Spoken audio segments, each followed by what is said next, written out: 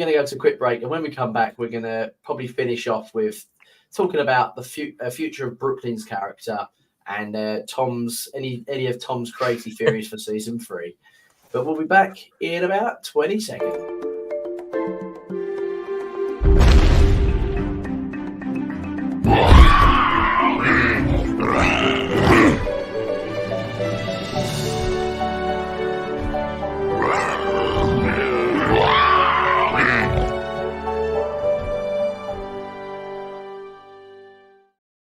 Before we start, Tom, do you like my break ads?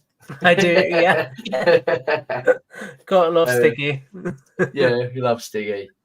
So let's go to Brooklyn's character. I haven't got a picture of Brooklyn. I don't think I have, actually. Where is she? I think I had her in the Santos She's in the background, isn't she? With Dr. There. Yeah, just about. Yeah. That's just about acceptable, James. There you go. Right, Brooklyn. Brooklyn's character. So how's what's happening with her? Like, not much really. No, I really liked Brooklyn in Chaos Theory. Camp Cretaceous. I actually thought she was one of the best characters, and then I started to like her because I like the fact that she was like willing to, do stuff. Like she wanted to get stuff done, and then all of a sudden, she's turned into a bit of a douche, shouldn't she?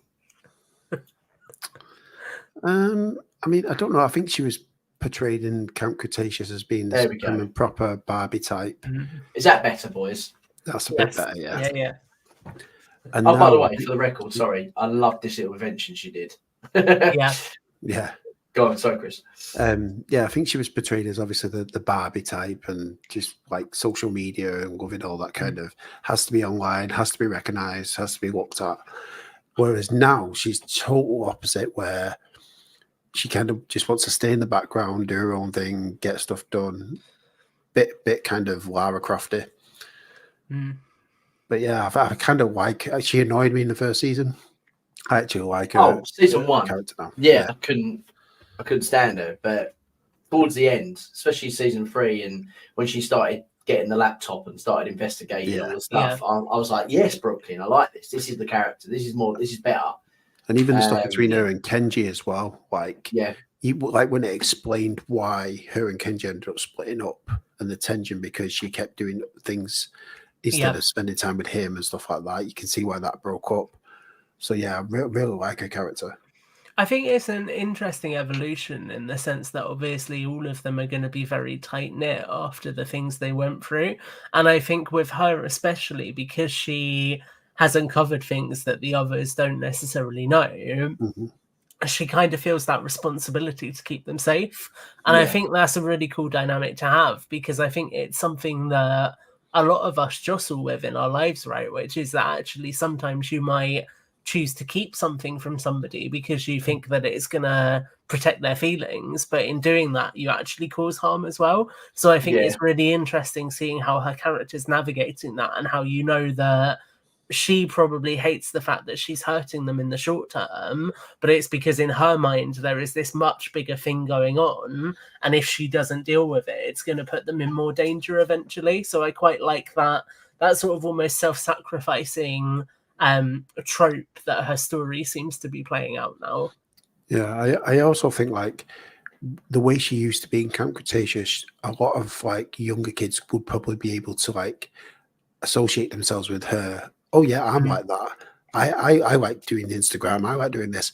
And her character evolution will probably show them that you don't necessarily have to be like that. You can use that intelligence and social media to do like this.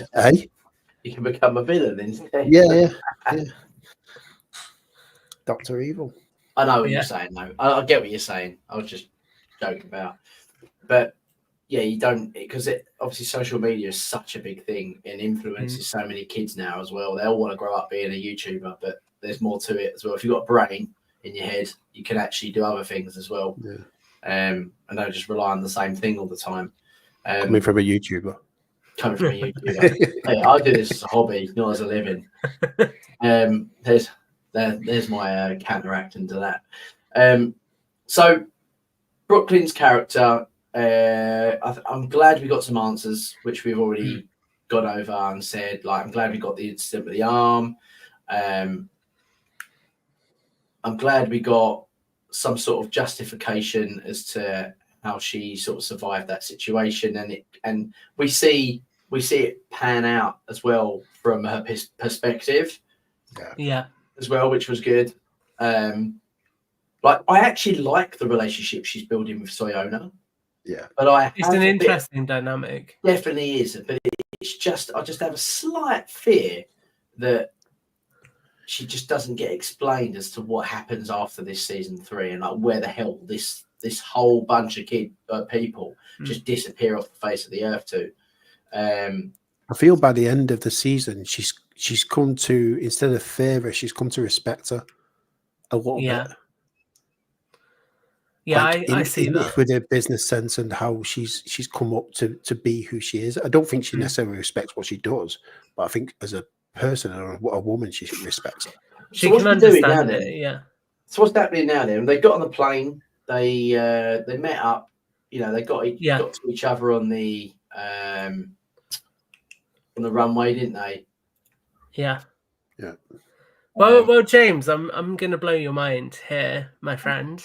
And you know that saying I always say to Brad, but we see the CIA investigating Soyana and Dominion, right? They have to have found out about her somehow. So presumably, whatever Brooklyn does next is going to be what triggers the CIA to then go to Malta. Right. Okay. So. Okay, go on. Go a bit more into that. What made you lead into that? Because we know that she's gathering evidence, so she wants to get evidence to take it to the authorities. And the fact that the Dangerous Species Division are then looking into Soyana suggests to me that she would have raised the flag with them. She's got Ronnie. Ronnie potentially would have connections with the Dangerous Species Division. So it makes sense in my mind that she gets enough evidence to be able to say, look, there's this person I know who has got access to these quite deadly animals. She's got atrociraptors. You need to do something about it. And then the Dangerous Species Division are like, okay, actually, we need to do this. Because remember, although they were at the market, they weren't actually there to bust to the black market. They were there specifically tracking Soyona. Okay. So it puts a bit more backstory to that situation. Yeah. Okay, I'm really happy with that. I think that makes sense to me. Like, it's a very, very, very strong link. Did you say this to... I feel like I don't think I mentioned it to Scott when we spoke to him. That's Scott. That's his name. I was going to say, like, because it'd be interesting to know how his reaction would have been. Yeah. Like, whether he'd have been like, "Well, you never know." Was his eyes twitching? Yeah. Because, like, if there's any route that this plausibly would take, like, Tom, I think you're bang on there. Yeah. Like, if it's, are we going to get Barry brought into this? It would be cool to see. I'd like to see Barry as an animated character, because obviously Owen and Claire are doing what they're doing at this point. They're in the cabin. Yeah, I don't want to see. They're in hiding, aren't they? Yeah, they're in hiding. So I don't expect to see any of those guys. But Barry, absolutely, and I'd even like to see Lowry. Yeah. Because I doubt we would, but I'd like to. No, I don't think we would. There's no reason for it to appear at all. I'm just saying, like, he was. To be fair, he was the DSD though. So yeah, they're the sort of characters that could make a little cameo. Yeah, him and Vivian. Like, imagine if him and Vivian are in a room and they're all connected, right, with the CIA. Yeah. So there's no reason why they can't get this information and then send it out to Barry, and then we get her meet up with Barry in Malta and tell him about the situation. And I don't know. I'm just saying, like, I think it would be cool. I think my question is, my biggest question is how, like, what makes her decide to step away from Soyana, or is she still involved with her?